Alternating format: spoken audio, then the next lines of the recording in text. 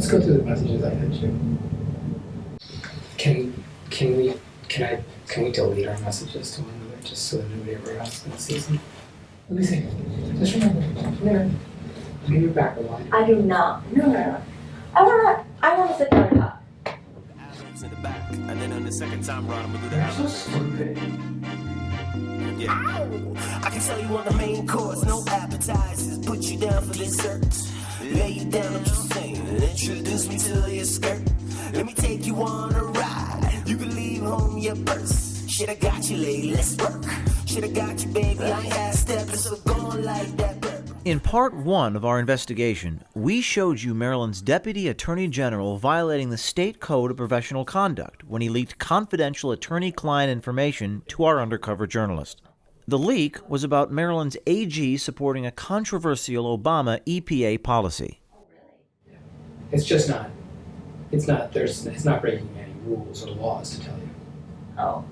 But it would be really bad if somebody found out before the middle of the week.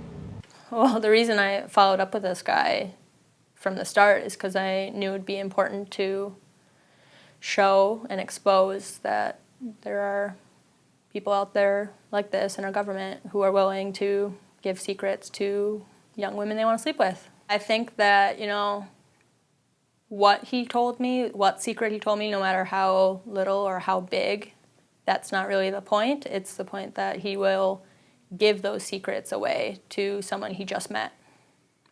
And someone like that should not be in our government. In part two, we will show you Vignarajah's questionable moral and professional decisions, and the attempts he made to later cover them up.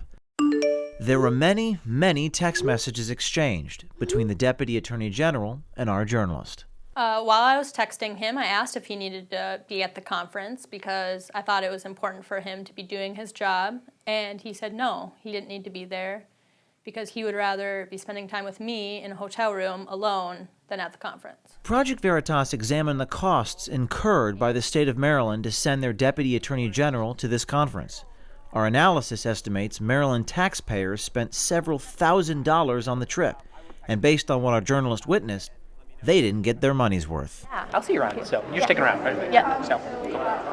When I first met Thiru, his wedding ring was definitely on, and when I met him later at the bar and then at his hotel room, his ring was not on. It wasn't until we were sitting in a hotel room together alone that he told me that he was separated from his wife and that he was really just married for appearance purposes. His parents didn't know that he was separated, and not very many people knew he was separated. Because you're still married, right? I mean, for appearances purposes, yeah. For appearances? What do you mean? Like my parents would be upset. Things like that. Not for public appearances. In public, some people don't. Thiru also sent me a couple of texts that were very explicit and sexual, and that made me feel very uncomfortable. In one text that he sent me, he described me taking a shower with him, climbing on top of him nibbling on my chest. In another, and probably the most descriptive one, he said that I would wake up with him between my legs and him licking me.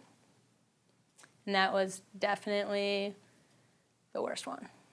The messages made me feel uncomfortable because this was an older man that I just met, and he was describing very sexual acts that I did not feel comfortable with. When I received these messages, it definitely made me feel nauseous. I was just doing my job as a reporter to follow up with this guy, and I was very creeped out when he was sending me these messages since we just met, and he was already sending me very descriptive sexual things. No. I wanna sit down and talk. While we were in the hotel room, we were sitting on the bed talking, and he kept pulling me into him. He got on his knees at one point and grabbed my hand. He wanted to give me a massage while we read the very sexual messages that he had been sending to me earlier. And I tried many times to dodge him, but he definitely was persistent and kept trying.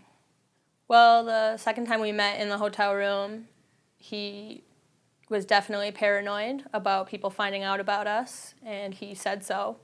He said that we should delete his messages so nobody finds out. Let's go through the messages I sent you. Why? Doesn't that show you that I trust you? No.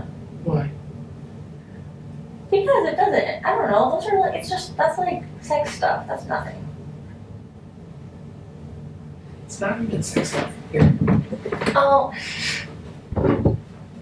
It's like sex stuff. That's nothing. Are you serious? Nothing. Let me see. Just remember. No. Give your back a line. I do not. No. I want to sit down and talk. Okay. I don't understand why you don't trust me. There are people that don't like me. What if they like? Who doesn't like you? Can I ask you one favor? Yeah. Can we delete our messages to one another just so that nobody ever else sees them? You want to delete the messages? Yeah. Why do you want to delete the I messages? don't know. I'm like nervous about it in case somebody else sees it. Do you want me to do that right now? Would you mind? And we'll... Did you delete them? Yes. It's the only messages I have from you. Give Okay. me a hug. You're so stupid.